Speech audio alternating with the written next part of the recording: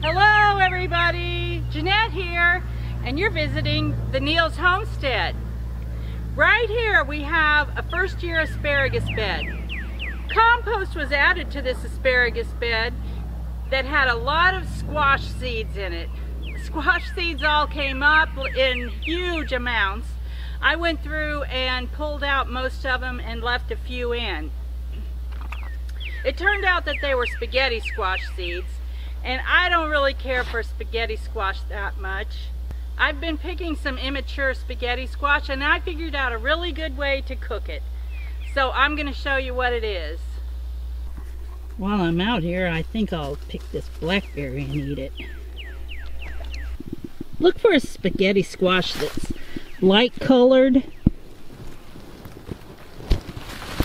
Make sure you can stick your thumbnail in it.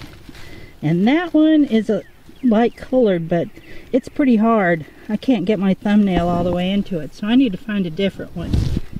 Here's a light colored one. And I can stick my thumbnail right into that one. So that will do.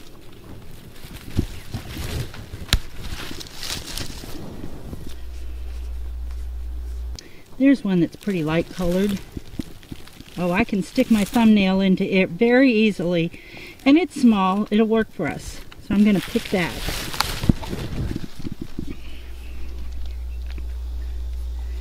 You can see that it's immature. If you stick your thumbnail into it, it goes right in.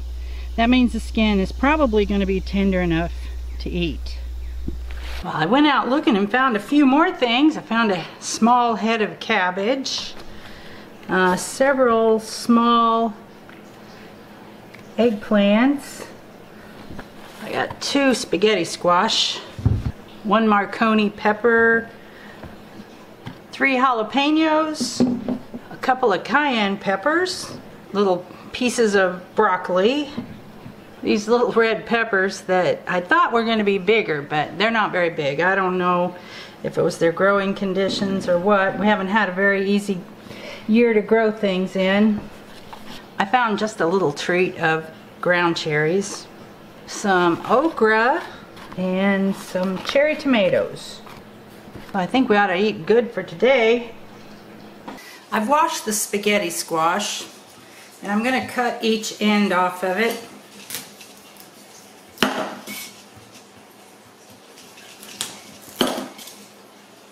And then I'm going to split it in half, lengthwise.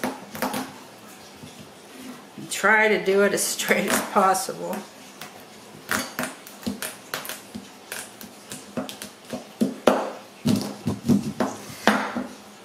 The seeds are partially developed in there and they'll be too hard to eat. So I'll take a spoon and scoop them out. The way you might scoop out the seeds from a cantaloupe.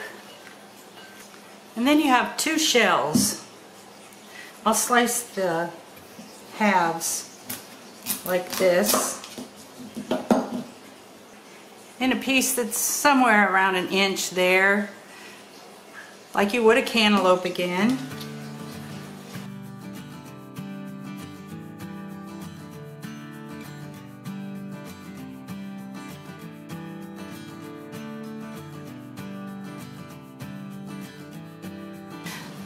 To be real with you, this one is a little farther along in maturity than I would like. You might want to make sure you try this in the earlier part of the year. If your squash seems a little too hard on the outside, you can even take this peeling off like that. It's not really that hard to do, but part of this, 1/2 of this seems a little harder than the other half, and I don't know if it was the half that was down on the ground or the half that was up exposed to the air. But I'm going to peel half of it and leave the skin on half of it. You can also use a good potato peeler and slice off that peeling. That really worked better. It's really better if you can choose the ones that are less mature. This time of year there aren't as many, but I've eaten several already this year. Almost every day of my life I use my cast iron skillet. And primarily I like to use lard in it because it is the best seasoning material, seasoning oil that you can use. My skillet's starting to get pretty warm, so I'm going to lay the strips in there.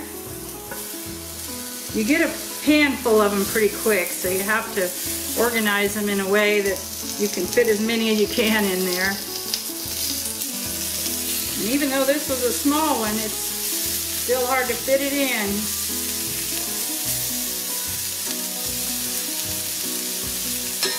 Now we're going to cook this over medium heat till it browns on one side. It doesn't really take very long for this to cook. You keep checking it, and when you see that it's browning, you can flip it over. They're a little bit ornery because they don't want to flip over. They want to stay where they were. I use a tongs for this. I've tried using this little spatula and it doesn't work very well. Usually the ones on the outside edge don't seem to cook quite as fast, so I have to rearrange, put them in the middle eventually.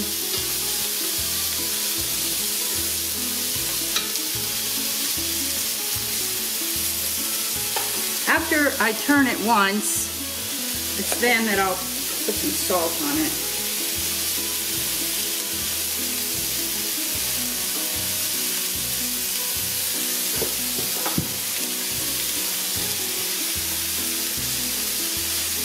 Then it's a matter of waiting again until it's ready to turn.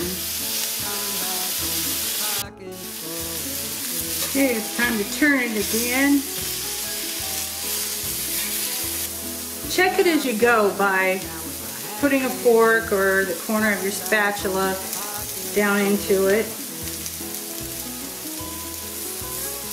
As each individual piece becomes tender, you can put it onto your plate.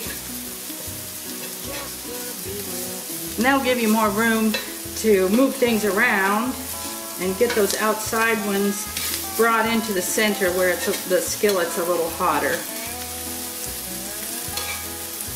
Old Guy and I don't really like spaghetti squash. I know it's a very popular thing and it doesn't really make sense that somebody would not like it, but we don't care for it. If we're going to eat a winter squash, we want something more like a butternut squash, which I like a lot, but Old Guy doesn't even actually like that. So